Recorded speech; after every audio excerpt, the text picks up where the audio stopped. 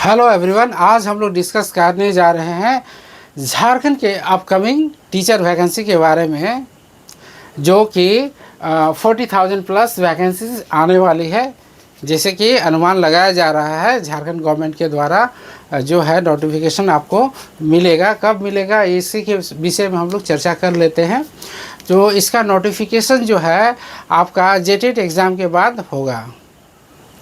तो वैसे अभ्यर्थी है जिन्होंने जेटेट एग्ज़ाम का फॉर्म भरा है और वैसे अभ्यर्थी है जो जेटेट एग्ज़ाम का फॉर्म भरेंगे, उन सभी के लिए ये बहुत ही महत्वपूर्ण होने वाला है, क्योंकि बहुत वर्षों के बाद जो है झारखंड में बहुत ही बड़ी लेवल पे वैकेंसी जो है टीचर की हाल फिलहाल के वर्षों में आ ही रही है। और ये जो वैकेंसी है फिर से आएगी, जो है 40,000 प्लस वैकेंसी जो है टीचर की रहने वाली है। तो उसी के विषय में आज हम लोग चर्चा कर लेते हैं और जानने का प्रयास करते हैं कि जेटेट एग्ज़ाम के बाद ये वैकेंसी जो है कब तक आएगी और गवर्नमेंट जो है नोटिफिकेशन कब निकालेगी, उसी के विषय में चर्चा कर लेते हैं हम लोग। तो सबसे पहले हम लोगों के लिए क्या इम्पोर्टेंस रहने वाला है, जेटेट एग्ज़ाम। अगर आप झारखंड में नौकरी पाना चाहते हैं और झारखंड में टीचर बनना चाहते हैं, तो ये जो है जेटेट एग्ज़ाम आपके लिए बहुत ही बड़ी गोल्डन अपॉर्चुनिटी लेके आएगी टीचर वैकेंसी के लिए।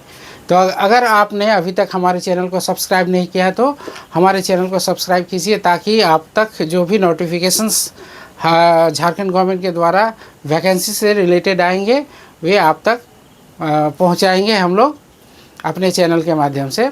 और समझने का प्रयास करते हैं कि इसमें क्वालिफ़िकेशन क्या रहने वाला है, साथ ही इसका एज क्राइटेरिया क्या रहने वाला है।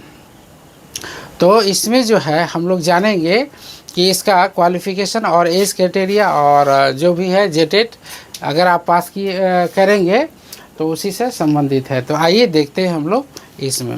तो इसमें क्वालिफ़िकेशन जो रखा जाएगा, क्वालिफ़िकेशन जो है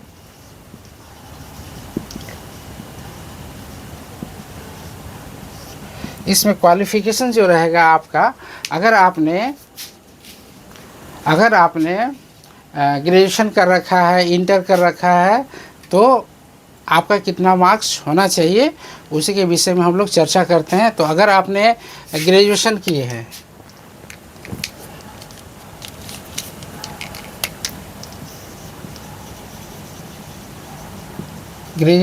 हैं, और इंटरमीडिएट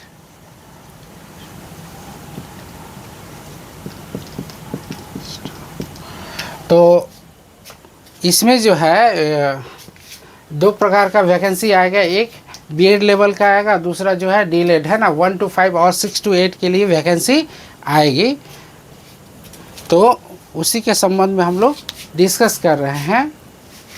तो बीएड कैंडिडेट के लिए और डीएलएड कैंडिडेट के लिए जो क्वालिफ़िकेशंस जो है हम लोग का क्या होना चाहिए कि 50% ग्रेजुएशन में 50% रहना चाहिए और इंटरमीडिएट में भी 50% रहना चाहिए। यूआर, ईडब्ल्यूएस, ओबीसी, मतलब ओबीसी को कंक्लूड करते हैं BC1 और BC2। झारखंड में कर दिया गया है BC1 और BC2 जो भी है ना। यहाँ भी यूआर, ईडब्ल्यूएस, BC1, BC2, ये सभी के लिए आपको कितना लाना है, 50% आपका ग्रेजुएशन में होना चाहिए।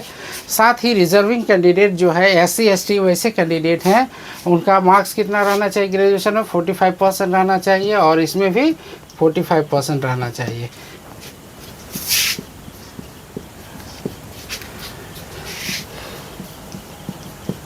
तो SC ST के कैंडिडेट को 45% ग्रेजुएशन में होना चाहिए। इंटरमीडिएट में अगर आपका है तो 45% आपका होना चाहिए। साथ ही बीएड में भी आपका क्या रहने वाला है, अगर आपने बीएड कर रखा है तो आपका 50% जनरल के लिए रखा जाएगा। यहाँ पे लिख देते हैं बीएड और डीएलएड। तो बीएड में भी आपका क्या रहने वाला है, जनरल और EWS कैंडिडेट के लिए 50% रहने वाला है और OBC के लिए 50%, उसी प्रकार SC ST के लिए 45% रहने वाला है। ये रहा हम लोगों का क्वालिफ़िकेशन से रिलेटेड जो कि आपका होगा। साथ ही हम लोग बता देना चाह रहे हैं कि जो है आपका एज क्राइटेरिया क्या रहने वाला है। तो एज क्राइटेरिया सभी कैंडिडेट के लिए बहुत ही महत्वपूर्ण विषय है, क्योंकि एज ही उसको क्या कराता है कि है ना, एज का प्रीफर जो है किसी भी एग्ज़ाम के लिए बहुत मायने रखता है कि आप उस एग्ज़ाम में एलिजिबल है या नहीं है। तो एज का फैक्टर भी बहुत महत्वपूर्ण हो जाता है। तो जानेंगे कि एज का क्राइटेरिया क्या रहने वाला है। तो एज का क्राइटेरिया जानने के लिए सबसे पहले हम लोग देखते हैं कि ये जो है एज से रिलेटेड हम लोग देख लेते हैं एज क्या रहने वाला है। तो एज जो है ना, UR और EWS कैंडिडेट के लिए, UR EWS कैंडिडेट के लिए क्या रहने वाला है, एज इट इज़, जो कि पहले के विज्ञापनों में है जैसे ही वैसे ही आने वाले विज्ञापन में भी उसका एज का क्राइटेरिया वही रहने वाला है, बदलने वाला नहीं है। तो UR और EWS कैंडिडेट के लिए 40 इयर्स रखा गया है, रखा जाएगा। मतलब UR और EWS कैंडिडेट के लिए 40 इयर्स रखा जाएगा। साथ ही BC1 और BC2 का जो है एज का क्राइटेरिया क्या रखा जाएगा, इसका भी 42 इयर्स रखा जाएगा। BC1 और BC2 का भी कितना रखा जाएगा, 42 इयर्स रखा जाएगा, 42 इयर्स। साथ ही SC ST जो कैंडिडेट है उनका एज जो है क्या रखा जाएगा, इसमें भी SC और ST कैंडिडेट के लिए 45 इयर्स, 45 इयर्स रखा जाएगा। और जो भी PS कैंडिडेट है उनको 5 इयर्स का और रिबेट मिलेगा। PS कैंडिडेट को 5 इयर्स रिलैक्सेशन रहेगा इन लोग का।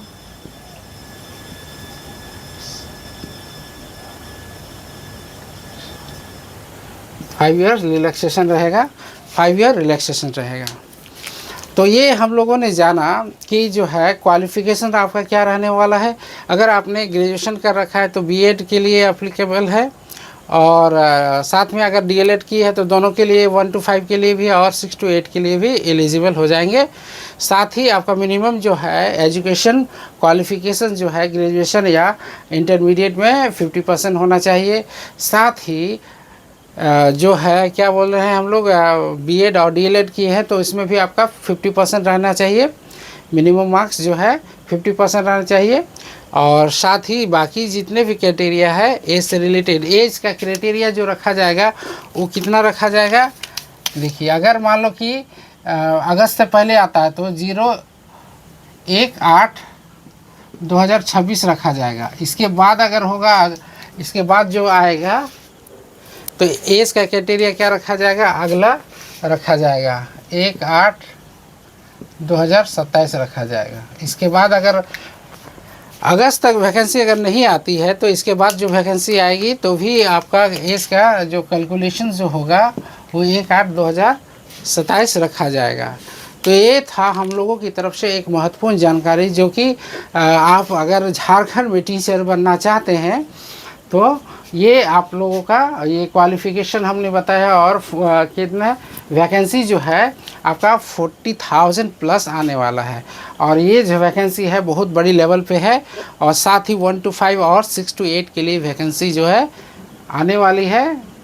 और एज का क्राइटेरिया जो है हम लोग का UR और BC1 BC2 SC ST और सभी के लिए हम लोगों ने बता दिया है, और क्वालिफ़िकेशन भी है ना। तो सभी के लिए हम लोगों ने जितना आपके लिए महत्वपूर्ण जानकारी है उतना हम लोगों ने बता दिया है। अगर फिर भी आपको किसी भी प्रकार का डाउट है तो आप हमारे चैनल को में कमेंट करके पूछ सकते हैं। और अभी तक आपने हमारे चैनल को सब्सक्राइब नहीं किया है तो सब्सक्राइब कीजिए, ताकि आप तक जब भी नोटिफिकेशंस आए, चाहे जेटेड से रिलेटेड हो, चाहे आपका जो भी टीचर वैकेंसी से रिलेटेड जितने भी आएंगे नोटिफिकेशन, सभी को आपको हमारे चैनल के माध्यम से आप तक पहुंचाया जाएगा। इसलिए हमारे चैनल को सब्सक्राइब कीजिए, लाइक कीजिए। धन्यवाद।